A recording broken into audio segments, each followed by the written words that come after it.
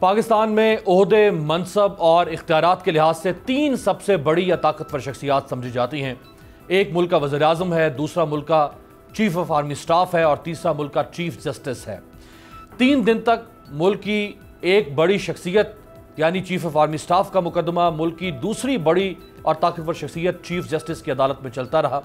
3 दिन के बाद कल इस पर शॉर्ट ऑर्डर आया, जिसके मुताबिक army chief general Qamar Javed Bajwa साहब को 6 माह की एक्सटेंशन मिल चुकी है, यानी 28 नवंबर 2019 से लेकर 28 मई 2020 तक जनरल कमर जावेद बाजवा अब सुप्रीम कोर्ट के फैसले की रूह से पाकिस्तान के सिपहसालार होंगे, पाकिस्तानी फौज के, और 28 मई 2020 तक पाकिस्तान की पार्लियामेंट को अब यह फैसला करना है कि उन्होंने बाजवा साहब को एक्सटेंशन देनी है आगे मजीद, या नया जो टेन्योर अब तय किया जाएगा, क्या उस टेन्योर का इतलाक बाजवा साहब पर भी होगा या नहीं होगा, या वो टेन्योर अब आइंदा आने वाले जो आर्मी चीफ होंगे उन पर होगा। बाजवा साहब का 6 माह के बाद क्या मुस्तकबिल होगा, और जो आर्मी एक्ट है उसमें तब्दीली अगर होगी तो किस तरह से होगी, जिसके बारे में 2 कानूनी राय सामने आ रही हैं। और दोनों राय जो है उसमें मोतबर जो वकील हैं दोनों तरफ मौजूद हैं, यानी कुछ वकला समझते हैं कि इसके लिए 2/3 मेजॉरिटी चाहिए क्योंकि आइन को अमेंड करना पड़ेगा। अगर 2/3 मेजॉरिटी चाहिए तो फिर अदालत ने मामला पार्लियामेंट को दे दिया और अब हुकूमत को मामला लेकर जाना पड़ेगा नून लीग और पीपल्स पार्टी के पास। और कुछ वकला समझते हैं कि नहीं, सिर्फ एक्ट में तब्दीली लानी है, लिहाजा सिंपल मेजॉरिटी से काम चल सकता है, और अगर सिंपल मेजॉरिटी है तो फिर हुकूमत और उसके इत्तेहादी काफ़ी हैं। तो इस सारी सूरत हाल में मुस्लिम लीग नून, पाकिस्तान की इस वक्त दूसरी बड़ी जमात, उसकी क्या स्टैंडिंग है, क्या मौक़िफ़ है उसका, और वो हुकूमत के साथ किस हद तक ताउन कर सकती है। तो बेहतर था कि मुस्लिम लीग नून का मौक़िफ़ आज खुसूसी तौर पर जाना जा सके। तो मेरे जो सीनियर शख्सियत मौजूद है PMLN की, इंजीनियर खुर्रम दस्तगीर खान साहब, वाइस प्रेसिडेंट PMLN, साबिक मिनिस्टर हैं फॉरेन अफेयर्स के, डिफेंस के, कॉमर्स के, हमारे साथ मौजूद हैं वीडियो लिंक पे। सर आपका बहुत शुक्रिया। बहुत शुक्रिया, आपने मुझे मदऊ किया। सबसे पहले तो PMLN का मौक़िफ़ क्या है सर? ये जो कल फैसला आया है, पहली दफ़ा इस किस्म का केस, खुद चीफ जस्टिस साहब ने कहा कि आज तक 4-5 जर्नैल आए, एक्सटेंशन लेते रहे, कुछ जर्नैल 10-10 साल तक भी आते रहे, ये लफ्ज़ थे चीफ साहब के। तो चूंकि पहली बार ये मुकदमा हमारे सामने आया है, पहली दफ़ा उठाया गया है, तो अब हमने इसको किसी अंजाम तक तो पहुँचाना है।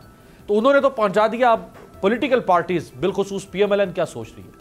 इसमें पहली दफ़ा एक ऐसा तारीख पेंडोरा बॉक्स 72 सालों में जो बंद रहा है, उसके अंदर कानून की रोशनी पहुंची है, और इसलिए हम सबके लिए ये एक नया चैलेंज है।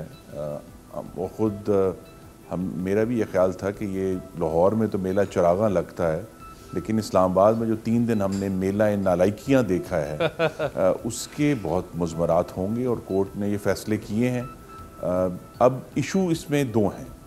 एक तो मामला है जनरल बाजवा की एक्सटेंशन का, जिसको हमें दुख से कहना पड़ेगा कि अदालत ने एक नज़रिया ज़रूरत के तहत ही उनको एक्सटेंशन दी है, क्योंकि ख़ुद बारहा जो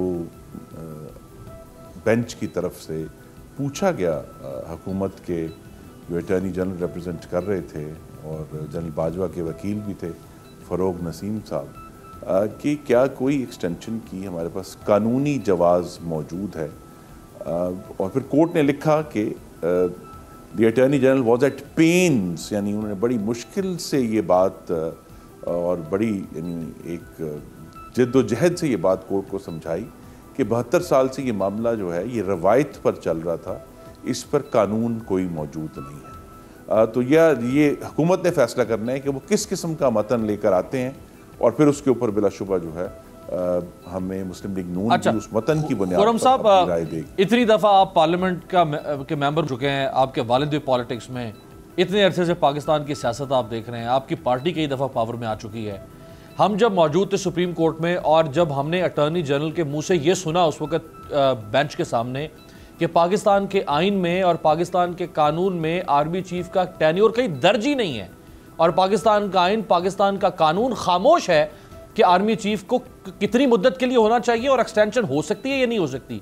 ये 3 साल जो है ये रिवायत एक चली आ रही है, कन्वेंशन है, और उस कन्वेंशन पे ही 70 के बाद से अब तक आर्मी चीफ 3 साल के लिए आता रहा। आपको खुद हैरत नहीं हुई कि ये मतलब 72 साल से पता ही नहीं कि आर्मी चीफ का टेन्योर कितना है? जी, मुझे चूँकि अल्लाह ताला के करम से और गुजरांवाला के वोटरों की जो इनायत है मुझ पर, मुझे मौका मिला मुल्क का वज़ीर दिफा रहने का, तो ये सारे मामलात हमने देखे भी थे। बिकॉज़ जो 10 महीने मुझे वज़ीर दिफा रहने का मौका मिला, उस दौरान 2 चीफ्स की अपॉइंटमेंट्स हुई, नए एयर चीफ की भी और नए नेवल चीफ की भी। वो फाइलें जब वज़ीर दिफा के पास आती हैं तो उनके ऊपर तमाम जो कानूनी इशूज़ हैं वो लिखे होते हैं उन पर। और मैं इस पर हैरान हूँ, जस्ट बाय द वे, कि इस केस में वज़ीर आज़म को क्यों इतना पुअरली गाइड किया गया, और उन्होंने भी वो सवालात नहीं पूछे जो हर फाइल का हिस्सा होने चाहिए और उन पर कहा।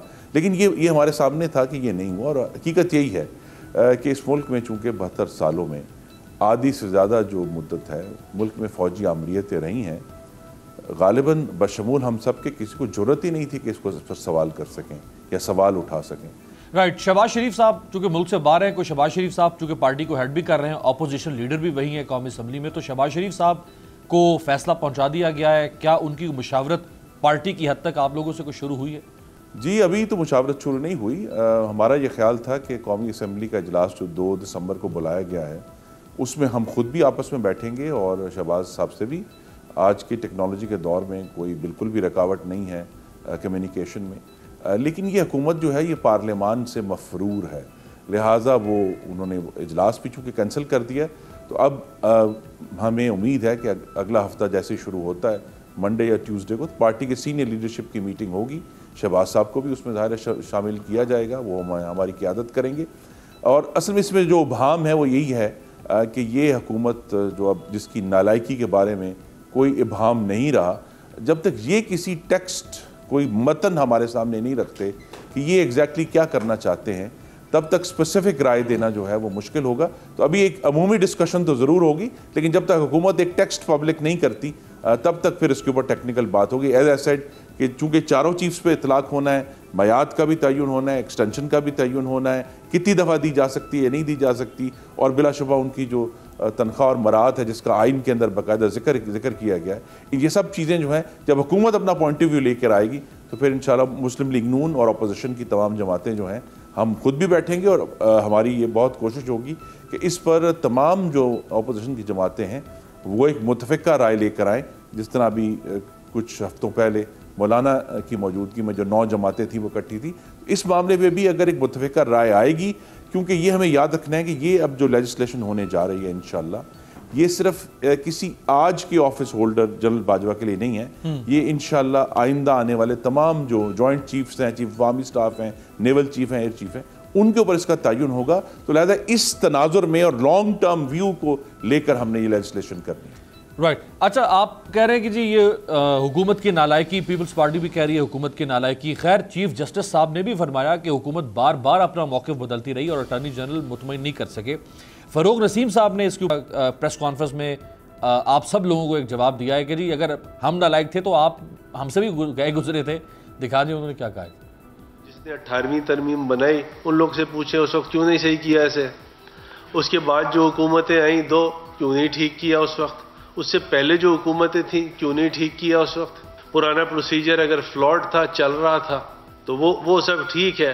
अब इमरान खान की हुकूमत आई तो आप देखिए ये लोग, तुमको ये नहीं पता, उनको वो नहीं पता। जी खुर्रम साहब, देखिए हम तो इस मेला नालाकियां का तो हिस्सा थे ही नहीं ना जी। हम तो ये जो पिटिशन कोर्ट ने एंटरटेन की है उसमें कहीं से भी अपोजिशन की जमातों का हिस्सा नहीं है।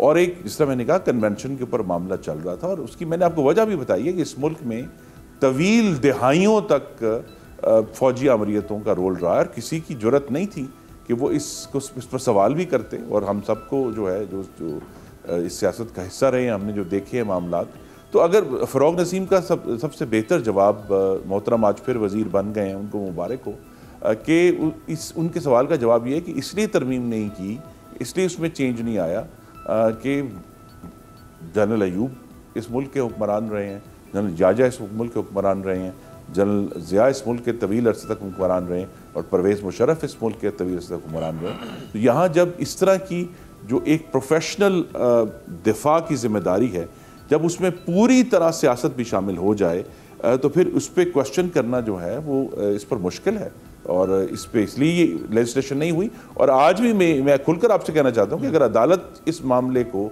इस पेंडोरा बॉक्स को ना खोलती तो ये बंद ही रहना था। अच्छा, फैसला तो खैर पीएमएलएन करेगी मुत्तफिका तौर पे अपनी पार्टी की हैसियत से, फिर बाकी ऑपोजिशन मिलके भी, आप सब लोग मिलके भी एक फैसला करेंगे मुत्तफिका तौर पे। लेकिन मैं इंजीनियर खुर्रम दस्तगीर खान साहब के दिल की बात जानना चाह रहा हूँ कि अब आर्मी चीफ का जो टेन्योर डिसाइड होगा, जो अभी तक कन्वेंशनली 3 साल चला आ रहा है, क्या ये इस तरह से ईयर्स में ब्रैकेट होना चाहिए, 3 साल, 4 साल, 5 साल, या ये एज के हिसाब से होना चाहिए, जैसे सुप्रीम कोर्ट या हाई कोर्ट के जज का होता है 62 साल की उम्र तक रिटायरमेंट या 65 साल की उम्र तक रिटायरमेंट?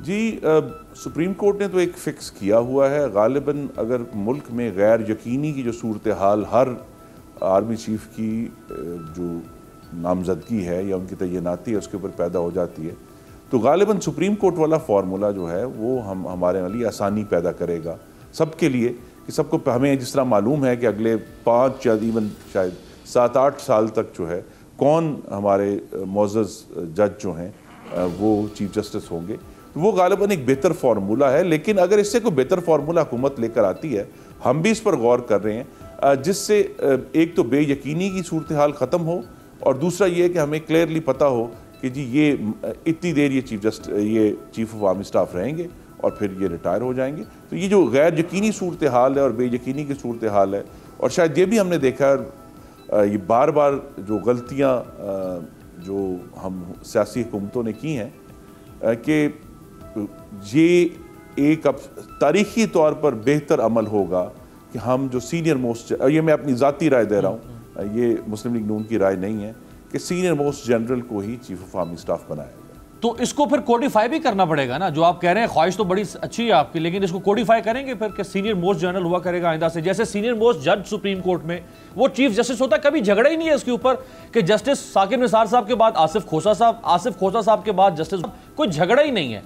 तो ये हर दफा जो ये आर्मी चीफ की तैनाती के ऊपर एक स्पेकुलेशन शुरू हो जाता है। एब्सोल्युटली जी, तो मैं अपनी ज़ाती राय जो है वो इंशाल्लाह पार्टी मीटिंग जब होती है अगले हफ्ते के आगाज़ में मैं रखूँगा, और उम्मीद है कि पार्टी भी, बहुत सारे लोग इसी तरह सोच रहे हैं कि अब ये मामला जो है हमें, देखिए ये जो जमहूरियत है और आइन की सरबुलंदी है, आइन एक ज़िंदा दस्तावेज़ है और ये इट्स ए लिविंग डॉक्यूमेंट। तो लिविंग डॉक्यूमेंट में वक्त के साथ जो हमें सबक मिले हैं वो हमें सबक सीख कर उसका हिस्सा बनाने चाहिए। तो मैंने जो बात आपके सामने रखी है, अगर से पुरखतर है अपनी ज़ाती राय देना टेलीविज़न पे, लेकिन मैं इसको एडवोकेट करूंगा। अगर मेरी पार्टी ने एग्री किया तो इंशाल्लाह फिर जो है वो मुस्लिम लीग नून की तरफ से ये राय दूसरी अपोजिशन पार्टीज़ की तरफ भी आएगी। मेरे ख्याल में जिस तरह हमने देखा है कि हमें ये सुप्रीम कोर्ट के जो चीफ जस्टिस हैं उनकी तैनाती हमारे लिए कामयाब तजर्बा रहा है इस मुल्क के लिए, कम अज़ कम उस हद तक एक तो सवाबदीद ख़त्म हुई, गैर यकीनी की सूरत हाल ख़त्म हुई, और जिस तरह जिसकी एज के मुताबिक जितना टेन्योर उसको मिला उन्होंने वो किया, और फिर वो उन्होंने उससे जो है वो अपने आइनी जिम्मेदारियों से जो है वो उनकी ख़त्म हुई और वो रिटायर हो गए। तो ये जो अगर गैर यकीनी की सूरत हाल ख़त्म करना जो है ये मुल्क की स्टेबिलिटी के लिए बहुत ज़रूरी है, क्योंकि असल मकसद तो दो ही हैं कि मुल्क स्टेबल हो और मुल्क सिक्योर हो, जिसके नतीजे में फिर पाकिस्तान में रहने वालों को वो मुआशी सिक्योरिटी हासिल हो, वो नमो हासिल हो कि वो अपने बच्चों के लिए बेहतर रोजगार की ना सिर्फ तमन्ना कर सकें बल्कि हासिल कर सकें। बिल्कुल। सब्सक्राइब करें और बेल दबाएं ताकि कोई खबर रह न जाए।